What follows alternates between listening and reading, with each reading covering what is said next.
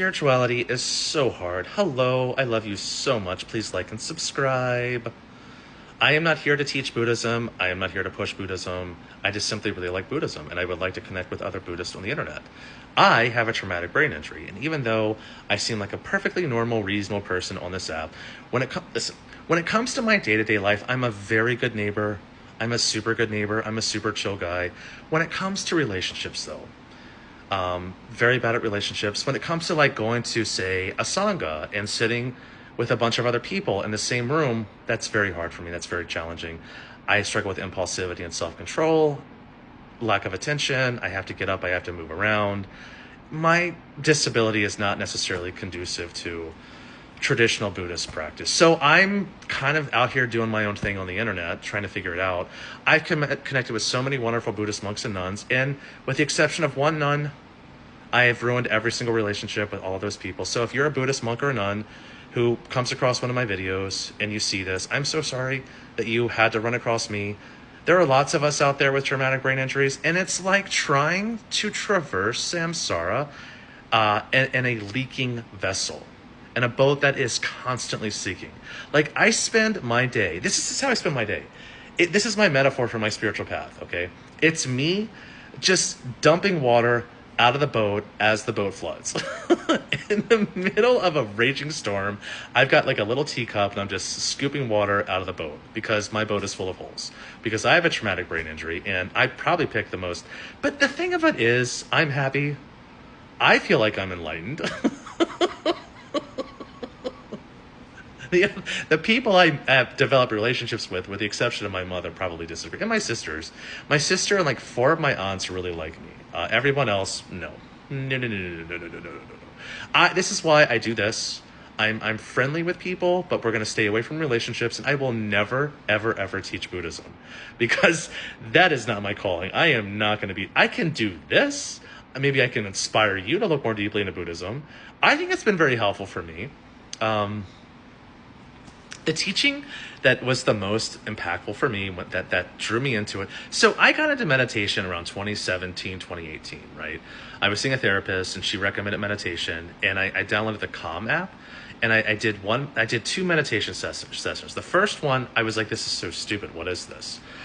But the second one, I had what you might call a moment of Zen, where I was listening to the instructions and I felt... There is a space between your thoughts, and I connected with that vast open mind that is like the sky, the blue sky, that immense expansiveness. And it was just for a split second, it was a fraction of a second, but I touched it, or I felt it, or it pierced through the clouds. I don't know how to explain it. And it was just like, it was a flash of insight. And suddenly I got it. I understood what meditation was. I understood what I had been doing wrong my entire life. I had been creating problems that did not exist. I was chasing solutions to problems that did not exist. Think about that. If you're someone who recognizes me from my past life, I'm very sorry that you had to meet me. I tried to be open about my disability. I tried to warn people, like, hi, but I don't think I knew the extent to which having a traumatic brain injury affected me. I've had a traumatic brain injury since I was like 18 months old. So for me, it's normal. But for other people, this is not normal to them. They're probably used to people who can just be nice. And although I can be nice, if I'm having a bad day, or if I'm in a mood or whatever, if I let my mental health dip, I'll say something horrible. And I don't want to do that anymore. So that's the essence of my spiritual path. I hope that makes sense. I'm going to watch this back. I love you very much. Thank you for watching this. I really do appreciate it when people watch my videos. And the most important teaching that I learned from Buddhism is on generosity. It's this idea that the more we give, the richer we all become. There's something about giving. This is a form of giving that just opens us up. And if you make generosity a daily habit, however small it might be, it could be a smile. I used to go for these walks around Phoenix, Arizona, this park called Steele Indian Schools Park. It's in Phoenix. It's right in central Phoenix. And if you ever get a chance to go like November, December, and just walk around the park.